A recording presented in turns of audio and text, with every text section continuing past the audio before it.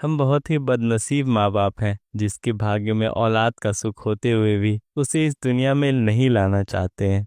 बिल्कुल सही कह रहे हो जी। कौन माँ बाप चाहेगा कि उसका होने वाला औलाद पूरी उम्र किसी की गुलामी करे। अब कर भी क्या सकते हैं फुलवंती, हमारे होने वाले औलाद की किस्मत में यही लिखा है। इतनी बातें करने के बाद दोनों रोने लगते हैं। बिगन और फुलवंती दोनों पति पत्नी थे। जैसे ही फुलवंती को पता चलता है कि वो गर्भवती है, वो ये बात अपने पति को बताती है। ये खबर सुनते ही दोनों काफी डर जाते हैं। दरअसल दोनों पति पत्नी बंधुआ मजदूर की तरह गिरधर सेठ के यहाँ काम करते थे। बिगन के पिता ने गिरधर सेठ से कुछ पैसे ब्याज पर उधार लिया था। ब्याज का पैसा इतना ज्यादा हो गया था कि समय रहते उसको चुका न सके और उसके पिता की मृत्यु हो गई। उसकी सजा बिगन और उसकी पत्नी को मिल गई। अब उसका होने वाला बच्चा भी गिरधर सेठ के यहाँ जीवन भर गुलामी करेगा। दोनों को अपने होने वाले बच्चे के भविष्य साफ साफ दिख रहे थे। वो नहीं चाहते थे कि उनका होने वाला बच्चा भी अपने बाप दादा के गुनाहों की सजा भुगते। ऐसा सिर्फ बिगन के परिवार के साथ नहीं था, ऐसे बहुत सारे परिवार थे जिस पर गिरधर सेठ ब्याज के नाम पर उससे आजीवन गुलामी करवाता था। वो एकदम निर्दयी किस्म का इंसान था। ना तो उसके मन में किसी के लिए दया थी और ना ही किसी का डर। किसी को भी सेठ के खिलाफ बोलने की हिम्मत नहीं थी और गलती से कोई उसके खिलाफ कुछ बोल भी देता तो वो अपने आदमियों को भेजकर सबको मरवा देता था। इसलिए डर से कोई भी उसके खिलाफ कुछ नहीं बोलता था और सेठ लोगों की मजबूरी का फायदा उठाकर उससे अपना काम करवाता था।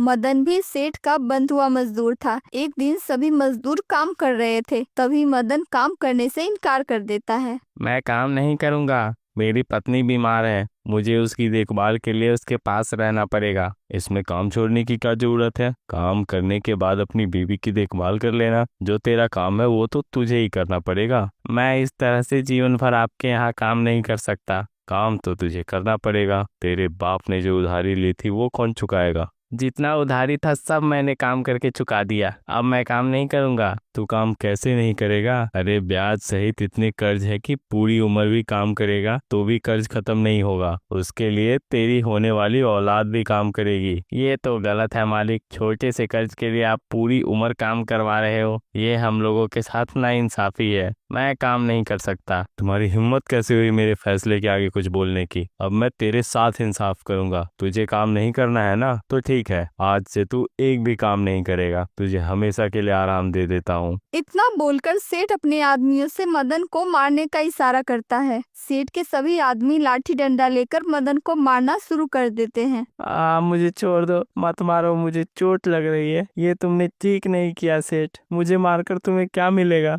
बाकी लोगों को सबक मिलेगा। कोई मेरे फैसले के आगे दोबारा सवाल करने की हिम्मत नहीं करेगा। सभी मजदूर वहीं थे, लेकिन डर से किसी के मुंह से आवाज तक नहीं निकलती है। लेकिन हिम्मत करके फुलवंती सेठ से बोलती है, मालिक छोड़ दीजिए, बेचारा मर जाएगा। इसकी बीवी बीमार है, वो किसके सहारे रहेगी? ये तो इसे पहले सोचना चाहिए था। तुम्हें किसने कहा मेरे फैसले के बीच में बोलने के लिए? ज्यादा दया आ रही है तो तुम्हें भी इसके साथ भेज देता हूँ। इतना सुनते ही फुलवंती चुप हो जाती है। इधर मदन को लाठी डंडे से मार मार कर सेठ के आदमी उसे मौत के घाट उतार देते हैं और वहाँ से चले जाते हैं। उसके जाते ही सभी मजदूर आपस में बातें करने लगते हैं। अरे कैसा कसाई सेठ है, बिना किसी कसूर के मदन को मार डाला। हम इतने लाचार हो गए हैं कि हमारे सामने ही हमारे साथी को मार दिया गया, लेकिन हम लोग कुछ भी नहीं कर पाए। करते भी क्या? देखा नहीं कैसे फुलवंती को उसने चुप करा दिया। सबको अपनी जान प्यारी है, उस सेठ के बीच में अब कोई नहीं बोलेगा। इतनी बात करने के बाद डरे सहमे मजदूर अपने काम में लग जाते हैं। काम खत्म करके सभी अपने अपने घर चले जाते हैं। घर पहुंचने के बाद फुलवंती अपने पति से बोली, सुनिए जी, मेरा मन बहुत घबरा रहा है। अब तो कुछ भी हो जाए, ये सब देखने के बाद मैं अपने बच्चे को जन्म नहीं दूंगी। ये क्या बोल रही हो? पहले मैं भी यही सोच रहा था, लेकिन अब मुझे लगता है किसी और के डर से मैं अपने बच्चे को क्यों मार दूं? वो बच्चा अपनी किस्मत से आ रहा है, भगवान उसकी रक्षा करेंगे। तुम ज्यादा मत सोचो, हम इस बच्चे को इस दुनिया में लेकर आएंगे। इतना बोलकर वो फुलवंती को समझाना चाहता है, लेकिन फिर भी फुलवंती उस बच्चे को जन्म नहीं देना चाहती थी। तभी बिगन बिगन उससे बोलता है। मेरे पास एक उपाय है। मैं अभी ये बात तुमसे बताना नहीं चाहता था, लेकिन तुम बच्चे को जन्म देने के लिए तैयार ही नहीं हो रही हो, इसलिए तुम्हारा डर कम करने के लिए ये बता रहा हूँ। कैसा उपाय जी? मैं सोच रहा हूँ किसी तरह हमारा बच्चा अगर सेठ के घर में पहुँच गया तो उसकी जिंदगी संवर जाएगी। कैसे बाप है, आप दुश्मन के पास अपना बच्चा भेजेंगे? ये तो वही बात हो गई, सामने से जाकर शेर के मुंह में हाथ डालना। अरे पूरी बात तो सुनो।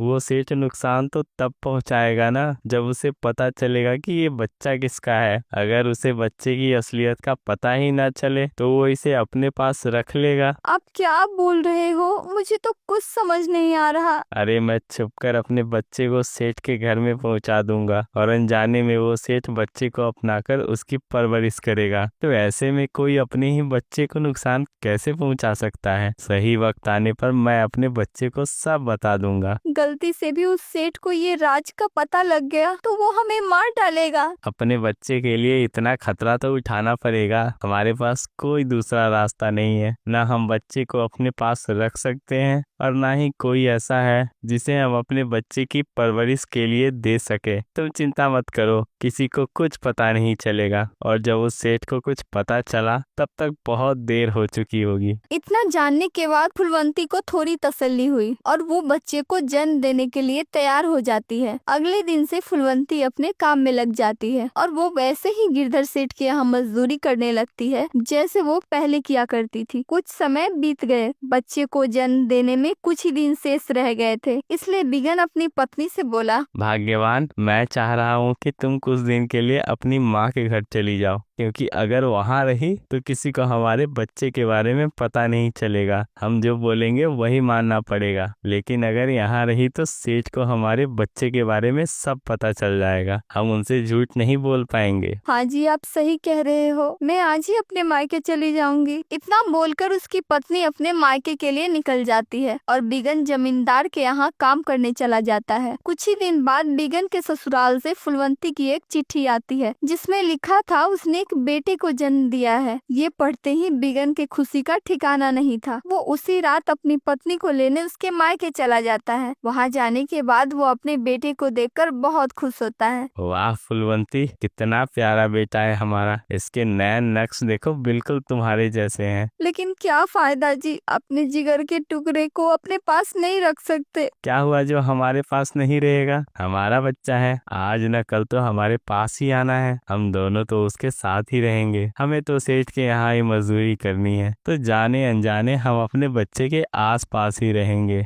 इतना समझा कर वो अपनी पत्नी को उसी रात अपने गांव ले आता है। अब देखना ये है कि क्या बिगन के प्लान का पता गिरधर सेठ को लग जाएगा या बिगन का प्लान कामयाब हो जाएगा। जानने के लिए मिलते हैं कहानी के अगले पार्ट में।